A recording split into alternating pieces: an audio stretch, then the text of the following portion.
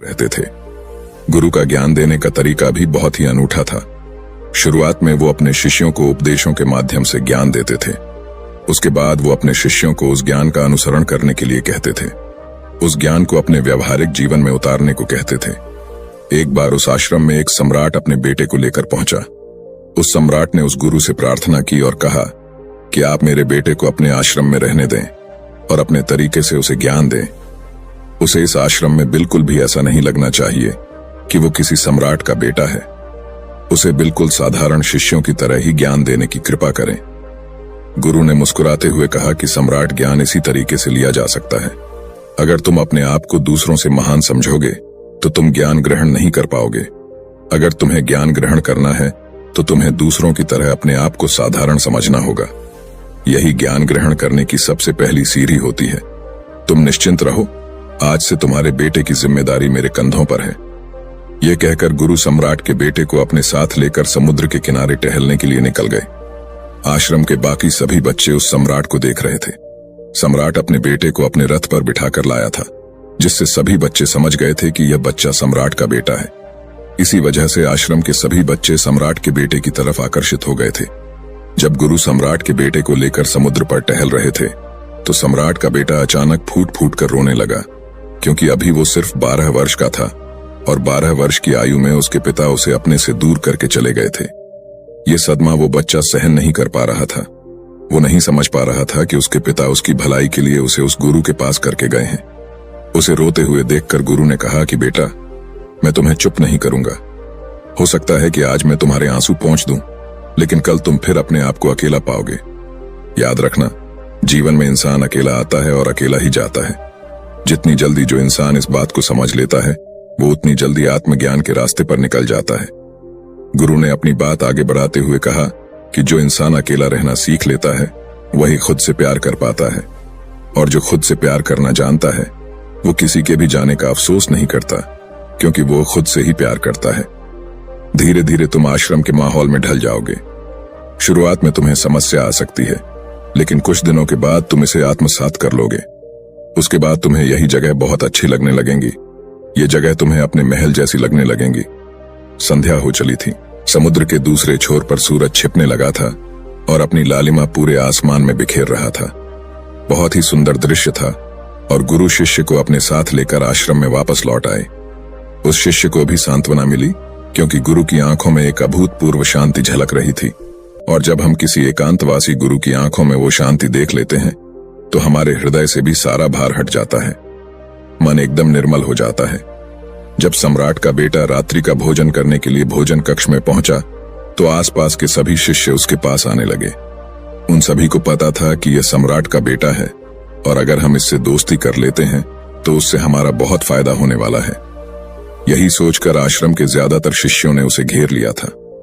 बस कुछ बच्चे जो अकेले रहने का महत्व समझते थे, जो दिखावे में विश्वास नहीं करते थे, वो उस सम्राट के बेटे के पास जाने की बजाय अपना पूरा ध्यान खाने पर लगा रहे थे और एकांत में बैठकर अपना भोजन कर रहे थे।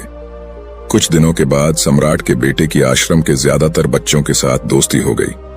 अब वो आश्रम में उन बच्चों के साथ घूमता, उन्हीं के साथ अपना ज्यादातर समय बिताता।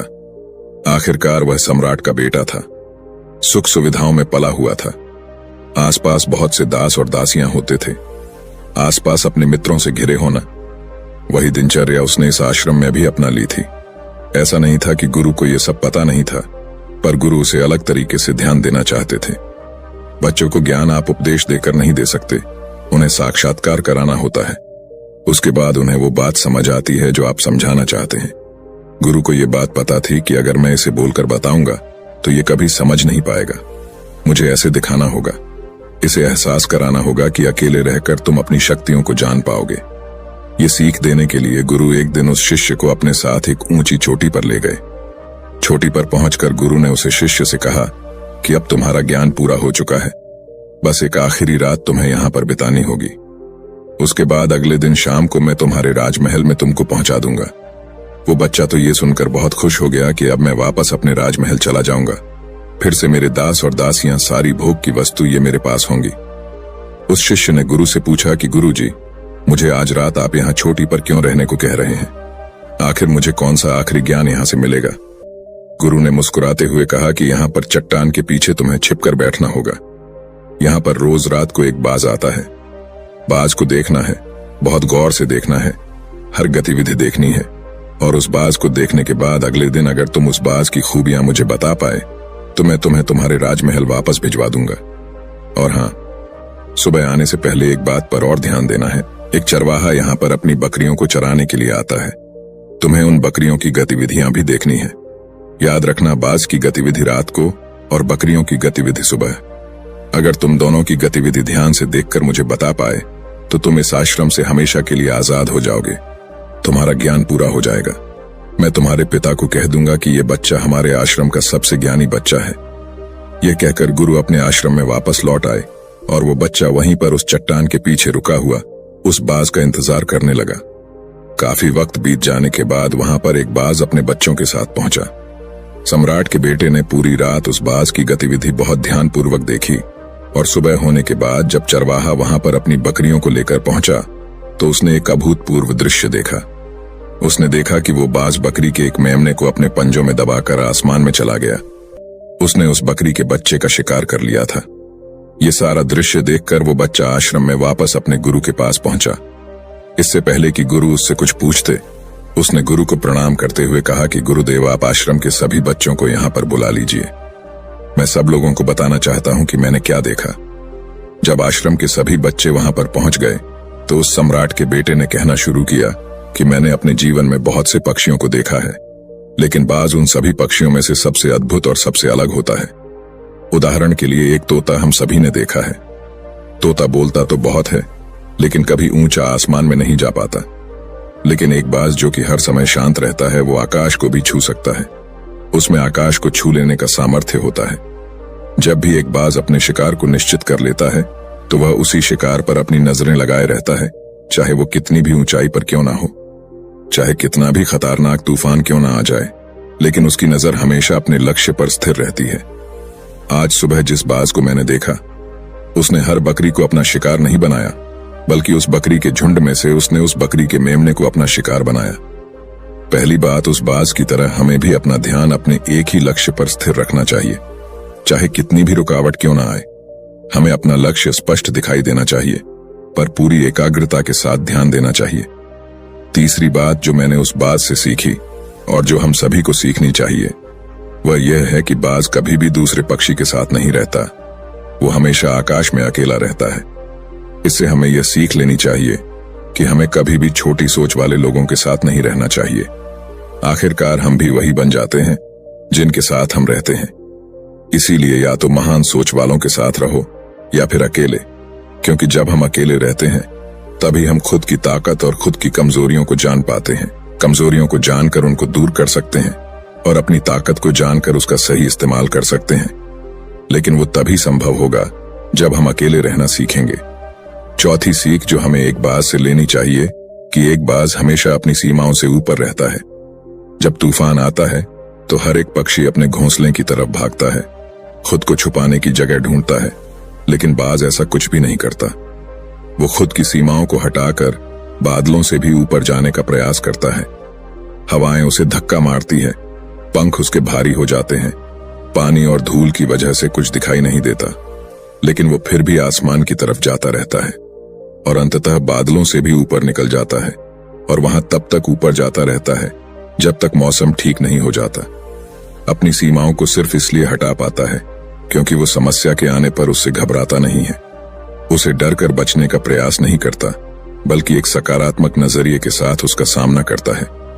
जीवन में चाहे कितनी भी रुकावटें क्यों ना आए, हमें उन रुकावटों को हराना चाहिए, न कि उनसे डर कर कहीं छुप कर बैठना चाहिए।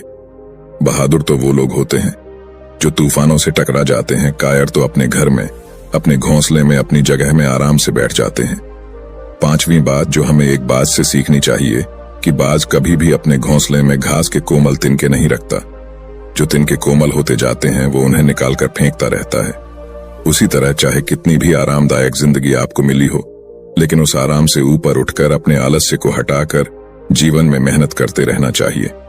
जीवन में पसीना बहाना चाहिए, शारीरिक मेहनत करनी चाहिए। अपने घोंसले से कोमल तिनके उठाकर फेंक दो और आज ही अपने आलस्य को हटाकर निकलो। हर दिन अपने आप को चुनौतियां दो, हर दिन मुश्किलों का सामना करो, क्योंकि वही मुश्किलें तुम्हें मजबूत बनाएंगी। जंगल के राजा शेर को भी झुंड बनाकर शिकार करते हुए देखा जा सकता है, लेकिन बाज हमेशा अकेला शिकार करता है, क्योंकि वो जानता है कि झुंड में रहना हौसला तो देती है मगर साहस छीन लेती है। आदमी को हमेशा अकेले ही आगे जाना होता है। यही कारण होता है कि वो जल, थल और नभ सभी जगहों पर अपने शिकार का परचम लहरा सकता है।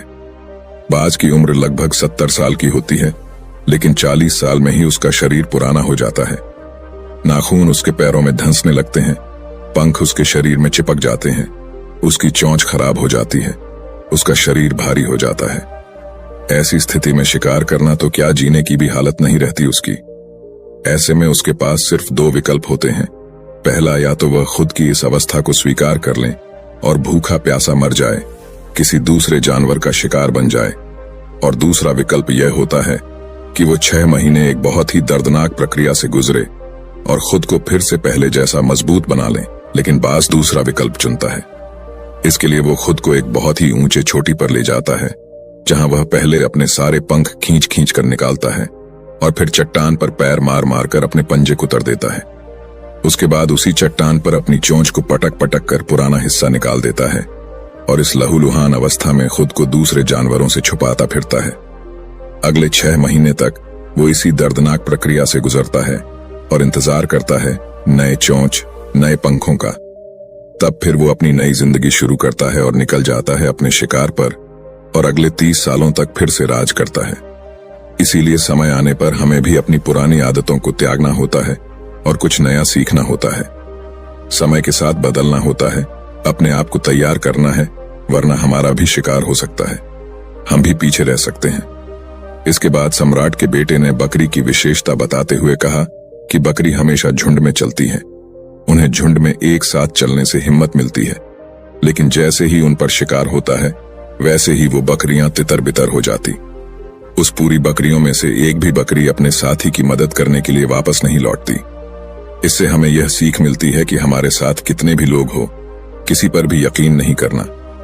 यकीन करना तो खुद पर करना, क्योंकि बुरा समय आने पर वो बकरी तितर बितर हो जाएगी, आपको पता ही नहीं चल पाएगा। गुरु को प्रणाम करते हुए सम्राट के बेटे ने अपने गुरु से कहा कि गुरुदेव, अगर मुझसे कोई सीख रह गई हो तो कृपया करके आप बताने की कृपा करें। गुरु ने सभी बच्चों को संबोधित करते हुए कहा कि ये सभी बातें जो अभी इस बच्चे ने बताई हैं सब सही है, लेकिन ये सारी खूबियां आप लोगों में तभी पैदा हो पाएगी जब आप अकेले रहने का अभ्यास करेंगे। आपने देखा होगा कि बाज कभी भी किसी दूसरे पक्षी के साथ नहीं रहता, ना ही किसी के साथ अपनी दोस्ती बनाता। वो आसमान में अकेला रहता है और अकेला रहने की वजह से वो अपनी ताकत और अपनी कमजोरियों को जान पाता है। इसके बाद गुरु ने अपनी बात खत्म करते हुए कहा कि मैं आज रात इस सम्राट के बेटे को इसके राजमहल में पहुंचाने के लिए जा रहा हूं, क्योंकि इसकी सीख यहां पर पूरी हो गई है। और यह कहकर गुरु उस सम्राट के बेटे को राजमहल की तरफ ले जाते हैं। तो दोस्तों, ये थी आज की कहानी। तो वीडियो को लाइक करके अनजाना पथ चैनल को सब्सक्राइब करें और कमेंट बॉक्स में नमो बुद्धाय जरूर लिखें। और दोस्तों, आपका जो भी सवाल है वो आप इस वीडियो में पूछ सकते हैं। धन्यवाद। नमो बुद्धाय।